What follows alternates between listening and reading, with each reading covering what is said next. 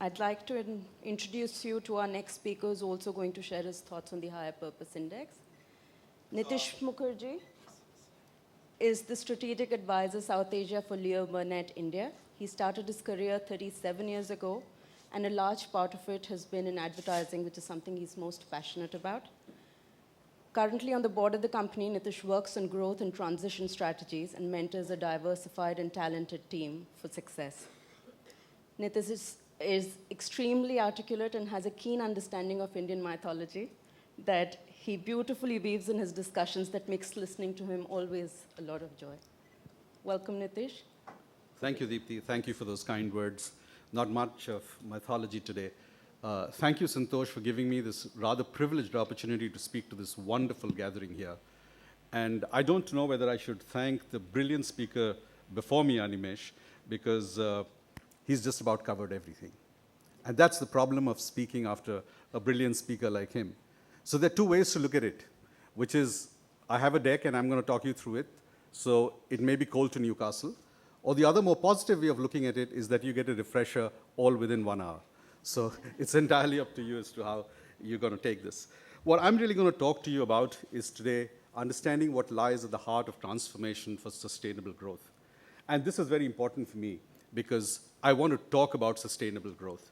Companies across the world, and not just companies, social organizations, individuals, political organizations, they are really looking today for sustainable growth because of the changing economic, political, social conditions, which are really growing at a very rapid pace today.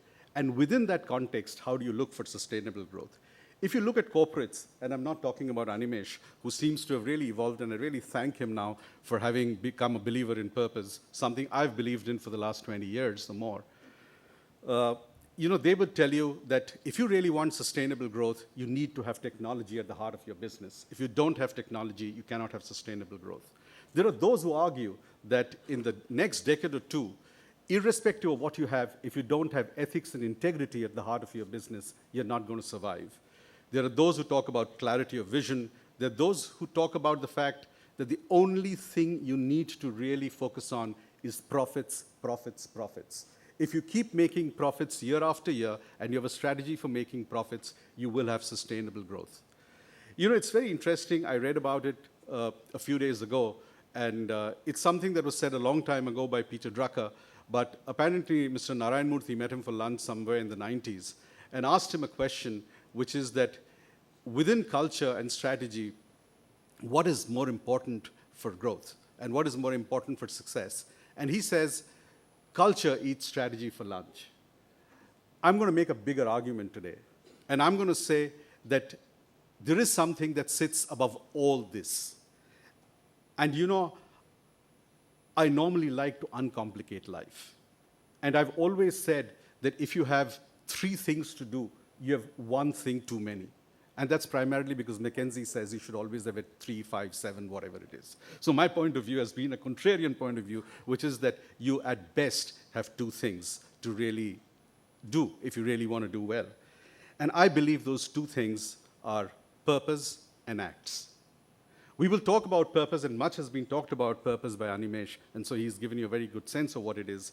I will talk about the softer side of purpose, but I think what you really need to focus on is the word acts. And acts are not a series of actions. Acts are deeds.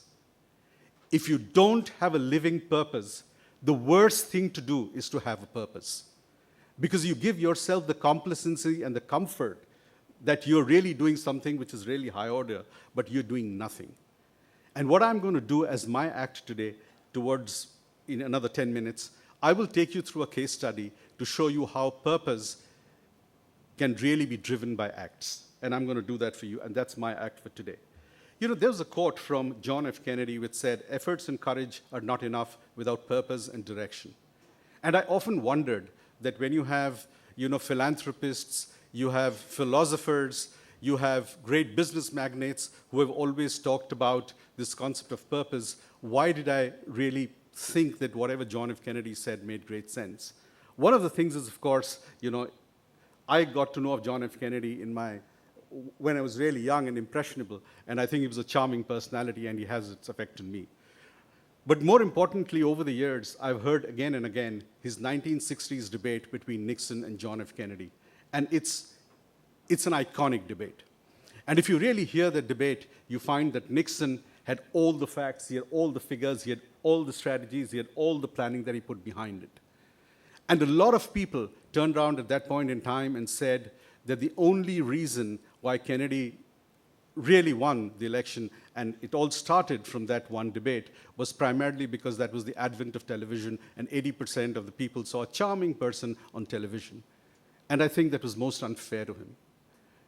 Because what he did on that day, and if you go back, and please, please, please, hear it, he turned around and said, it's time to move. He made a strong case for purpose. He gave purpose to all those facts and figures. He gave purpose to what America wanted to do. He gave purpose to what was going to happen between America and Russia.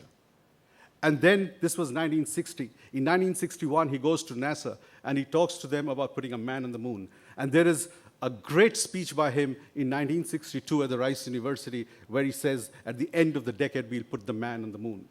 And that was purpose, and that was an act.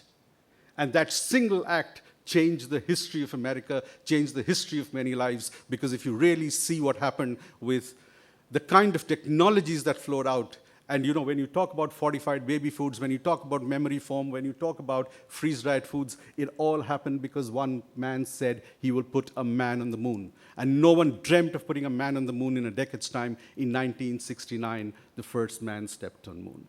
That's the power of purpose. That's the power of acts.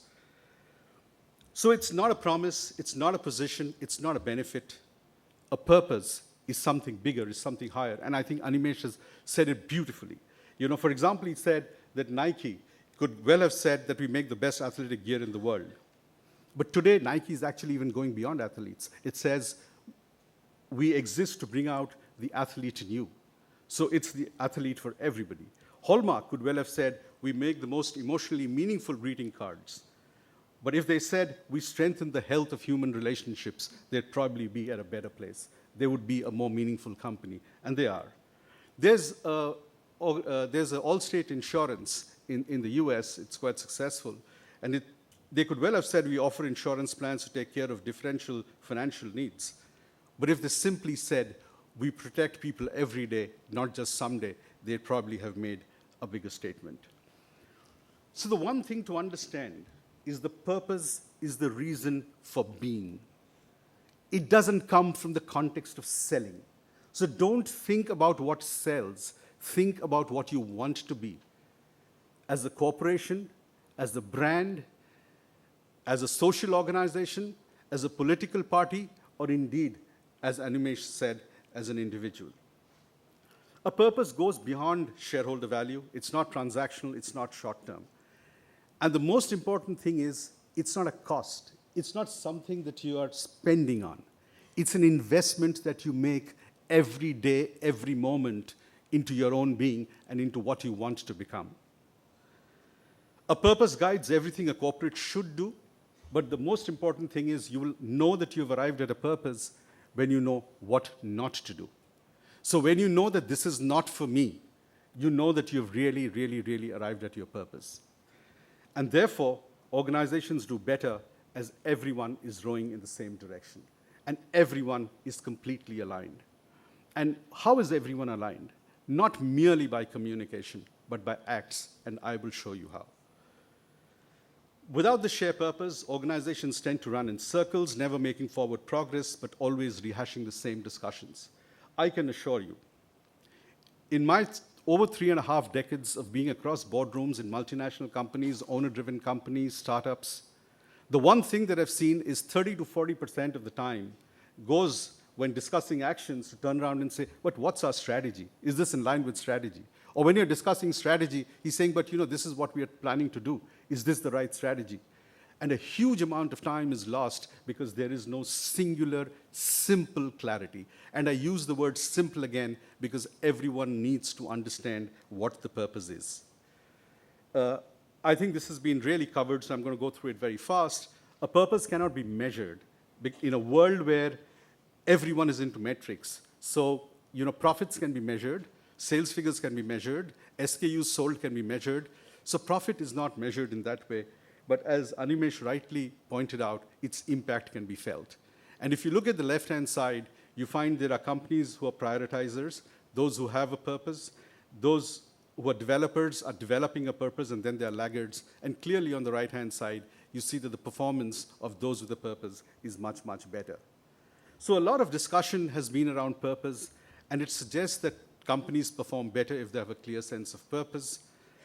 Purpose-driven companies make more money, engaged employees, loyal customers, but most importantly, purpose-driven companies actually make better innovation. And you know why the innovation is better? Because they don't just innovate for innovate. They innovate with a purpose, and therefore they build better efficiencies in their innovation. A clear purpose drives focused attention, focused actions, so you know exactly what to do, which will lead to high levels of engagement, high levels of creativity. It leads to phenomenal collaboration. And it leads to collaboration because, at the end of the day, there is a single goal that everyone is achieving, and everyone knows that he might have his own path to it, but everyone knows where to arrive. And that's what really leads to collaboration. And that is going to bring about a transformational change. But honestly, a purpose without acts, as I said, means nothing. It's better not to have it.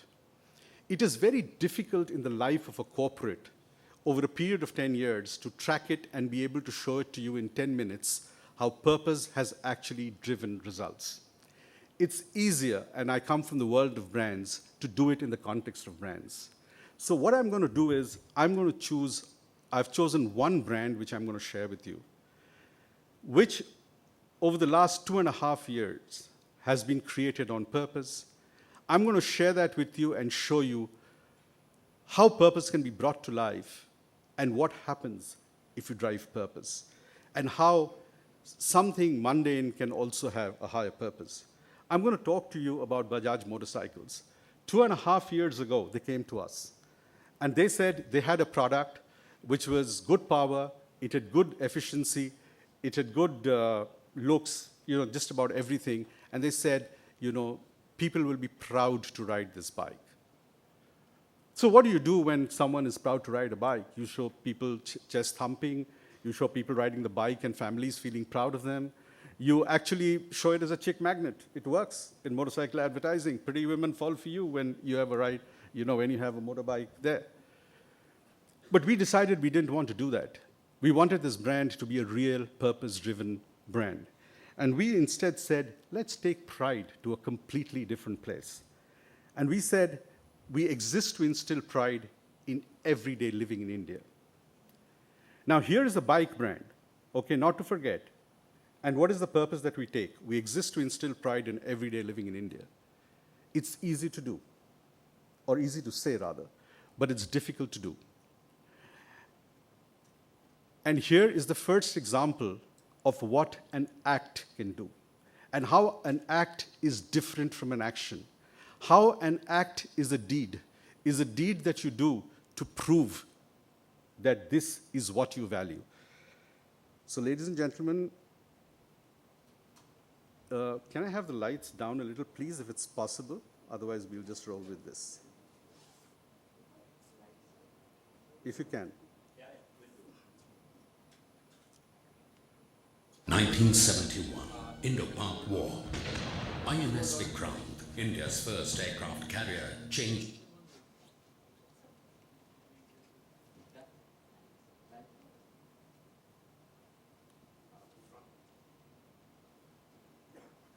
Yeah, I think they can't. It's okay, let's roll. 1971, Indo-Pak War. INS Vikrant, India's first aircraft carrier, changed the course of this historic war.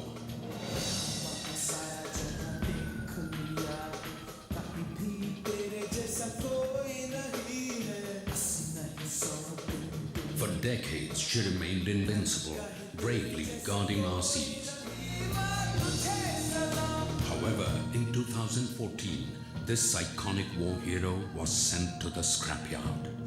But we at Bajaj were determined to not allow history to fade away into oblivion.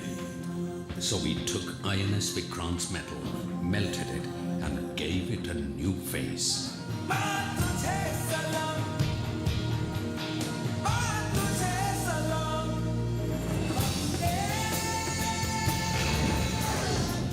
Bajaj V. So, when we went to the client, thank you. When we went to the client and we told them that what we wanted them to do is we wanted to buy the scrap of the Vikrant because it was not fair that what was happening. And this came from some very young people in the agency. I must give it to the client. Rajiv Bajaj turned around. Before we knew it, he had bought all the scrap, made it into ingots, he's got it in his warehouse, and he's making the Bajaj V. And that's the difference between an action and an act. We started off by putting this in. Last year, on the 26th of January, we released it on social media. Within 2 hours, it was tracking higher than Republic Day on the social media. And that's the power of an act. And that is exactly what we happened. But if you really want your purpose to work, you can't keep it lazy. You got to go to the next level. So look at what we did next, because I'm going to take you through what we did in 2 years to give you a sense of the fact that it's not a shot in the dark.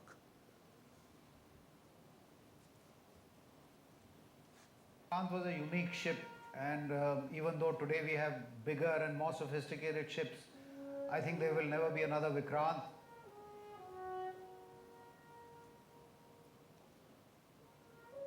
Air Force is there to show the air power on land, but INS Vikrant showed the country's air power at sea. Floating airfield, floating city, powerful weapon. You can use any of these adjectives to describe Vikrant. Efficiency at its height. That's what I describe Vikrant really. Vikrant in one word, mother. Mother. When the ship is at sea and the pilot's got a very small deck to land on, it's like coming on mother's arms, Vikrant earned its real fame in 1971 in the war because she was not completely battle-worthy. She had serious problems with the engines, and many people felt that she should not take part in the war. And then we worked up. We worked up our armament, we worked up our navigation, we worked up everything. We got the squadron together. Finally, we were attacking Chittagong from 70 miles, 80 miles. Khulna, Mongla, all those areas which were defended by the Pakistan army. It was war. You're carrying live bombs, you're carrying rockets. You've been briefed to go into enemy territory. There were anti-aircraft guns. There was even a refinery, and they were all attacked. You really need to be in it to understand it. Within a few days, all the ports in East Bengal were destroyed. No traffic, no ship could go in or out. People who wanted to escape couldn't go out. People who wanted to come to their rescue were not allowed. So Vikrant earned its fame in the Bangladesh war. She played a very valuable role. In the context of Vikrant, no word fits better than pride. Every time I went ashore and I was introduced, he's the pilot of Vikrant. It is not the pilot part, it is the Vikrant part. My first reaction on Vikrant's being scrapped was of dismay. I was very sad, very sad. Sheer anger. Now to send a ship to the scrapyard is almost like condemning a human being to, execution or hanging or something like that. We were all convinced that something should have been done to save her. We tried very hard, but She's being put to rest, unsung and unhonored. Well, when I read in the papers that Bajaj had decided to take some metal from Vikrant and incorporate it into a new product, I was quite thrilled to hear that. It was an armor-plated hull which could withstand the shock of a torpedo or a shell from a gun. So that was very valuable steel. So if even a little part of the steel is part of your motorbike, then you're a proud man and be happy. To the people who are going to ride the Vikrant, all I can say is I hope they ride it with the same pride and honor that the way we gave to the Vikrant ship, and I wish them all the best.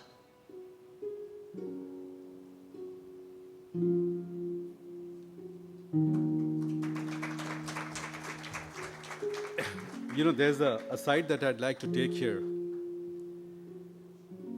You know, here was India's largest aircraft carrier, bristling with guns, out in the sea in war between India and the 7th Fleet that was coming, with some of our bravest people from the Navy and the Air Force in it. And what did they call it? Mother. It's an ode to womankind we should all salute, genuinely. You know, for a ship like that to be called Mother and to believe that that was the comfort, it was phenomenal. We never expected it. When we started talking to the commanders, we realized, you know, what they really felt. So that was the next act we did, which was actually brought out the commanders of Vikrant. We gave them a platform right across India where they were talking about the Vikrant. And today, you know what's happened? People have got in touch with them, and I believe there's a movie that's going to be made on the INS Vikrant. That's the power of an act. We talked about the fact that we wanted it to be lived every day. We actually ran a program where we said that pride is not something that you live moment to moment, but you live every day. And that's actually here in this video, but I will, for reasons of time, I will cross it and go on to the next level, which is, what are we doing now? We talked about what we put into the bike. We talked about the people behind the Vikrant. We talked about not doing it momentarily, but doing it every day. And then we started looking for people who were the real invincible Indians. And here is one example of that for you. Hello হ্যাঁ এক্ষুনি আচ্ছা ঠিক আছে আমি আসতেছি এক্ষুনি আসতেছি বুঝলেন আপনি রেডি করুন পেশেন্টটাকে নিয়ে मेरा नाम है करीमुल हक बाइक एम्बुलेंस से मरीजों को हॉस्पिटल ले जाता हूँ मेरी जो माँ है ना रात 2 बजे बिना ट्रीटमेंट के उनका मौत हो गया बहुत दुख है मुझे और कोई गांव का माताजी हो बच्चा हो बिना इलाज से ना मरे तुरंत कैसे हॉस्पिटल पहुंचाओ बस यही चिंता में रहता था तब एक दिन चाय बागान में एक आदमी काम करते करते गिर गया मैंने तुरंत मोटरसाइकिल निकाला वो दिन से मेरे दिमाग खुल गया ये छोटे से एक मोटरसाइकिल एम्बुलेंस का काम कर सकता है रोड भी खराब है गांव पे कभी कभी नदी होता है नाला होता है छोटा छोटा रोड बाइक एम्बुलेंस वहाँ पे बहुत काम आता है कोई कोई गांव में हंसने लगा ये कैसे एम्बुलेंस हुआ भाई फिर जो मरीजों को मोटरसाइकिल में बैठा के ले जाता हूँ लोगों ने बोलता है बहुत अच्छा काम है ये अभी कोरिमुल सबको इंस्पिरेशन हो गया क्रांति का कोई किसी का प्रॉब्लम है कोई ऑपरेशन का जरूरत है कोरिमुल को बोलने से प्रॉब्लम सॉल्व हो जाएगा 24 घंटा मोबाइल ऑन रहते हैं बहुत सारे पेशेंट ले गया हम अस्पताल पे 3000 से ऊपर ले गया बुढ़ा से तब बच्चा तो कम से कम 10-15 गांव का आदमी को ले जाता है कोई विपद में पड़ने से दौड़ के चला आता है हम लोग को बहुत उपकार होता है इस एरिया के लिए कम्युनिटी तो भगवान समान है तो जान बचाए हमको बोलता है कि तुम भगवान है नहीं भगवान हम नहीं भगवान दूसरा है लेकिन हम इंसान है जब 2-4 पेशेंट एक साथ आ जाते हैं सबको तो हम नहीं ले जा सकता है ना तब बहुत दुख होता है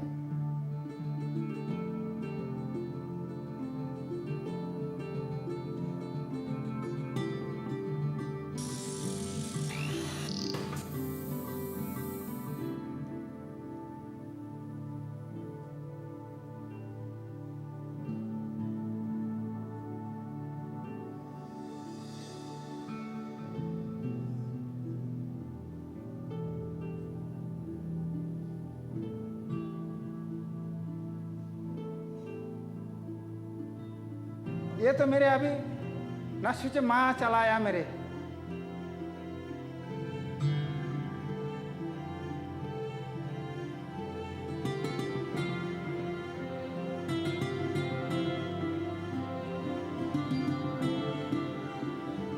बहुत गरीबों का जान बचेगी, बहुत इंसानों का जान बचेगी।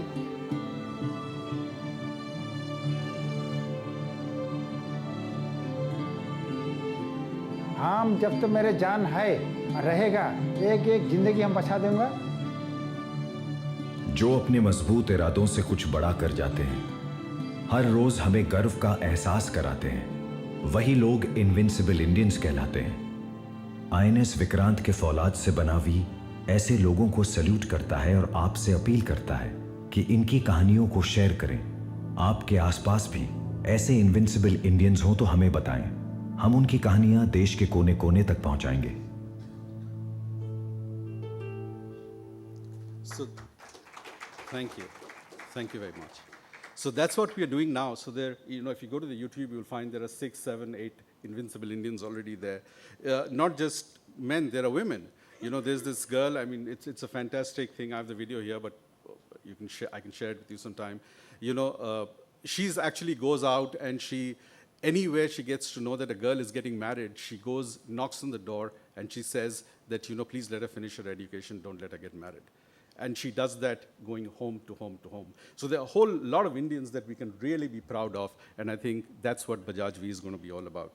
But, you could well turn around and ask me and saying, that's all very nice, but what happens in terms of business? What's happened in terms of business is it's already a $300 million brand. And at the end of this year, in the 12-month scale, it's going to be a $500 million brand. And anyone who's in business knows that's not easy to do.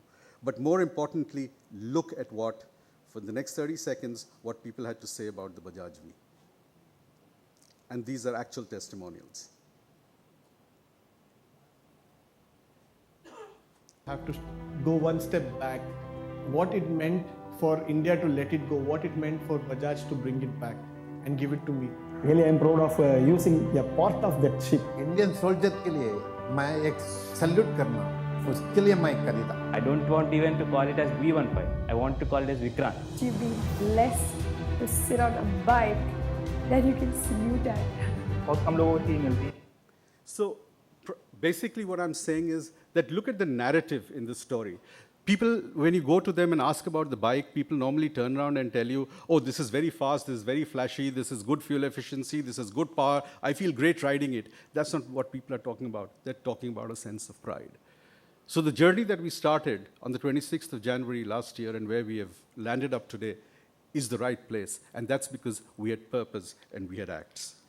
The one thing that I think Animesh said, and it's so true, that I will spend just 15 seconds reiterating that. A purpose should be authentic, the one you enjoy, and the one you want to live every day. I'm not going to get into details on this, but basically everyone knows, and this is about how you create a purpose. Reflect, realize, recognize is something as coaches, as people, as managers, we do all the time. But you need 2 more stages if you really want to create a purpose, which is reframe and recreate. And that's the most important thing. I won't get into the details of that today, but here is the last thought. The power of purpose is it gives you a reason to exist. It tells you why you should exist. It makes you inspirational. It inspires every single person in the company and outside without you having to tell the story again and again if you do the acts. It builds relevance for you as a brand, and it builds relevance that cannot easily be copied.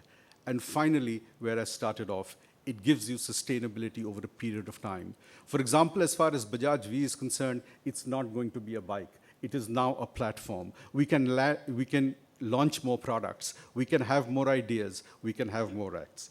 Thank you, ladies and gentlemen, for your very patient hearing.